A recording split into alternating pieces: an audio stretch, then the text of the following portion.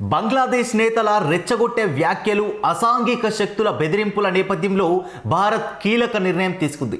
రాజధాని ఢాకాలోని వీసా దరఖాస్తుల కేంద్రాన్ని మూసివేసింది.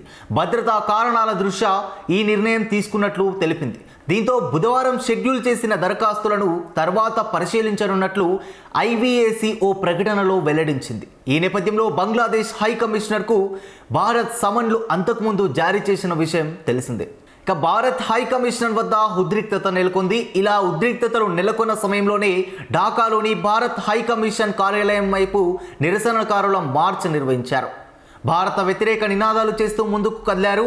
షేక్ హసీనాతో పాటు దేశం నుంచి వెళ్లిపోయిన అనేక మందిని అప్పగించాలని డిమాండ్ చేశారు. దీంతో అక్కడ ఉద్రిక్త వాతావరణం ఏర్పడినట్లు సమాచారం. దీంతో భద్రతా పరిస్థితిని దృష్టిలో ఉంచుకొని ఢాకాలోని జమునా ఫ్యూచర్ పార్క్లో ఉన్న వీసా కేంద్రాన్ని మూసివేస్తున్నట్లు ఐవీఏసీ ప్రకటించింది.